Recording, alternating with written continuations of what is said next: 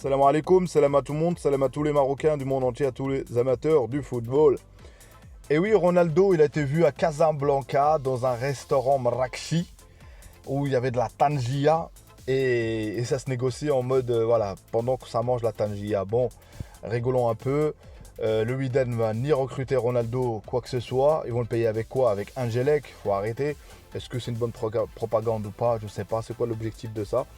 Le fait de parler du Wydad, mais le Wydad, je dirais, devrait se concentrer à recruter des joueurs, notamment dans le continent africain, potentiellement pour pouvoir préparer déjà la Coupe du Monde des clubs et notamment se confronter aux meilleurs et de regarder le haut niveau et de comprendre et aussi l'arbitrage qu'il y a fait localement par rapport au comment ils simulent tout ça. Ils vont voir là, ça rigole pas. Là, ça rigole pas.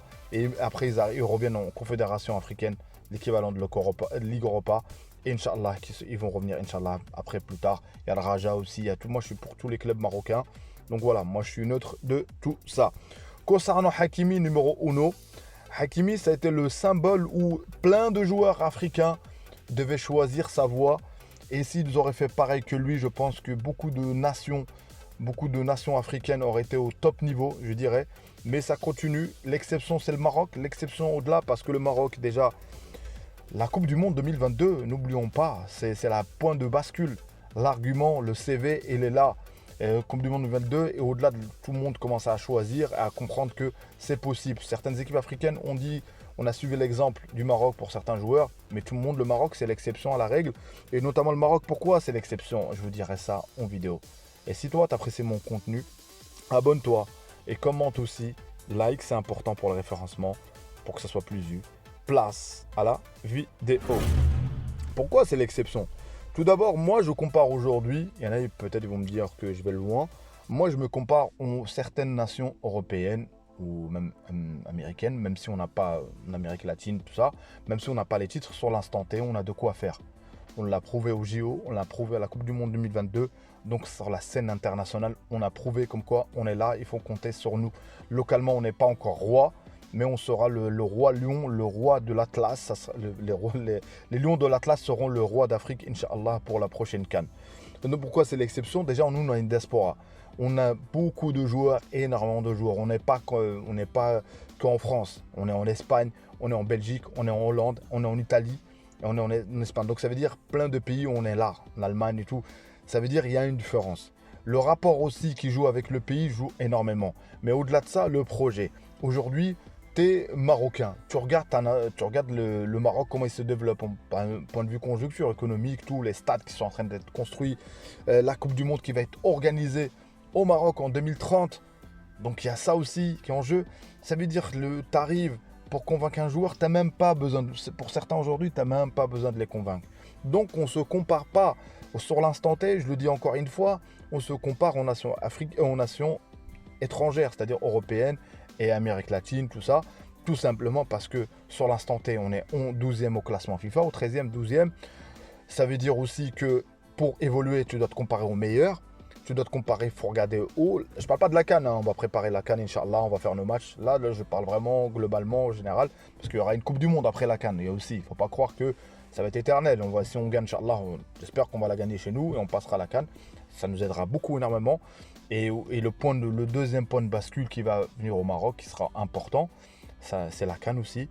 Et c'est surtout la Coupe du Monde 2026. Qu'est-ce qu'on va faire, Inch'Allah? On n'est pas encore là, mais qu'est-ce qu'on va faire? Parce que tout simplement ça, tu aurais eu une référence en 2022 et si tu refais la même chose, on part pour la gagne. Moi, je le dis, on part pour la gagne, la Coupe du Monde 2026. Vous pouvez me prendre encore une fois à dire, ouais, qu'est-ce qu'il raconte? Moi, la mentalité, elle doit changer. Ça ne veut pas dire que si tu ne gagnes pas, tu as été mauvais. Ben, ça veut dire à un moment donné, on a déjà eu à l'époque, n'oubliez pas que même avant 2022, si on faisait juste des bons matchs, si on arrivait à se qualifier, on était content. En 2018, on était content de la performance. On était content. Donc ça veut dire aujourd'hui, il ne faut pas nous reprocher entre guillemets, d'exagérer. J'exagère rien du tout. On a été de peu en demi-finale avec des rotules, avec des joueurs qui n'étaient même pas peut-être préparés à aller jusqu'au bout. Et là, aujourd'hui, Inch'Allah, avec la CAN, la préparation de la CAN, on aura le temps de préparer tout ça. C'est pas encore prêt, mais c'est pas loin. C'est pas loin tout ça, ça va très très vite.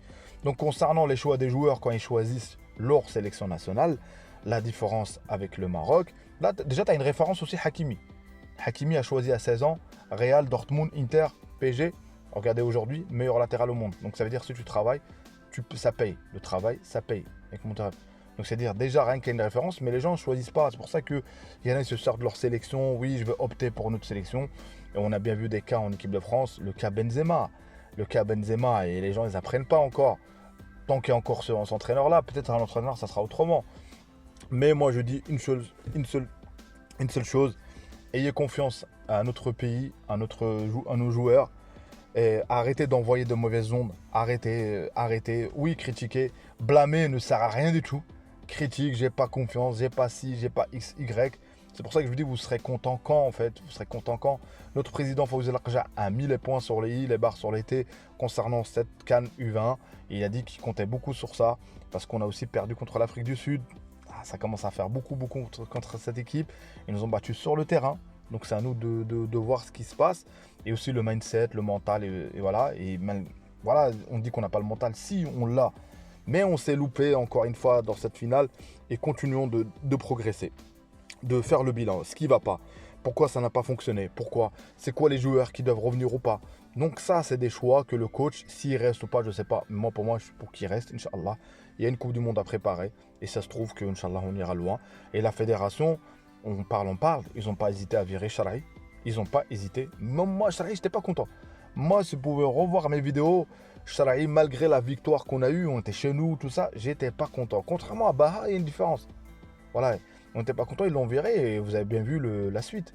Donc c'est pour ça que je dis, il y a la référence pour les choix des joueurs. Les JO, on n'était pas loin, les JO. Encore une fois, la défense, le raté d'El Wahdi, on menait en plus, donc on n'était pas loin. Donc ça veut dire c'est dur, mais on y arrivera, Inch'Allah. Donc rien n'est au hasard dans la vie. Il y a le destin, il y a le facteur chance. Il faut que nous, on saisisse ça. Parce qu'on a une génération qui arrive aussi, on a un ensemble de joueurs, c'est à nous d'optimiser au maximum et aussi d'éviter d'être aussi pessimiste, d'être aussi, même on n'est pas content, c'est pas toutes les nations qui arrivent. Moi, comme j'ai dit aujourd'hui, les autres nations sont jaloux du Maroc et je dis tant que sont jaloux de nous, ça veut dire ça fonctionne. Et aujourd'hui, il y en a certains, ils osent même plus parler de Hakimi comme quoi là Hakimi a fermé la bouche à tout le monde, Inch'Allah. Donc souhaitons le meilleur pour notre capitaine Hakimi, ça a été validé et je crois qu'on se dirige malgré les circonstances, malgré les envies de certains joueurs, notamment Sayes, il y a des problèmes en défense, il y a des gros problèmes, même si on en parle, il y a Aguerd et on a un chantier à faire. Est-ce qu'il faut faire profiter quelques joueurs, notamment de la jeunesse aujourd'hui? Ça a changé aujourd'hui. Contrairement à la Botola, quand un joueur il a 29 ans, c'est encore un jeune joueur. Aujourd'hui, ça a changé. Aujourd'hui, tu peux mettre n'importe qui en défense, même Aznou, c'est-à-dire en latéral, tu peux le mettre titulaire, en défense centrale. Est-ce que peut-être pas faire monter les U20, un des U20 notamment? Moi, j'ai apprécié Berti et Baouf, les deux, je les ai appréciés. Les deux, au début, je n'étais pas très serein par rapport à Baouf, mais je vois. Donc, de tester tous ces joueurs-là, parce qu'aujourd'hui, l'âge, le facteur de l'âge, ça veut rien dire. On a bien vu ce qui se passe dans ce monde du football. C'est très précoce et voilà. Donc j'espère que vous avez apprécié mon point de vue. Si vous n'êtes pas d'accord, place aux commentaires. Hier, j'ai répondu à un commentaire encore une fois sur moi, je ne changerai pas de ligne. J'aime mon pays. Et c'est sincère. Et j'aime mon pays. Je n'ai pas besoin de le prouver.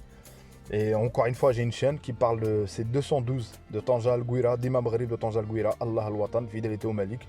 Que ce soit même là sur la chaîne et aussi en privé, en famille, tout ça. Je suis fier de mon pays, fier de mon roi et fidélité à notre roi, voilà, tout simplement. C'est sincère ce que je dis. Voilà.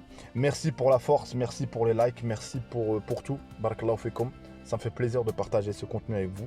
Ça devient un petit peu une envie à chaque fois, il faut que je fasse une vidéo. Mais je partage sincèrement mon contenu. Inch'Allah, on compte de l'améliorer doucement, mais sûrement. Dis Imam Gharib. Ciao, ciao les amis.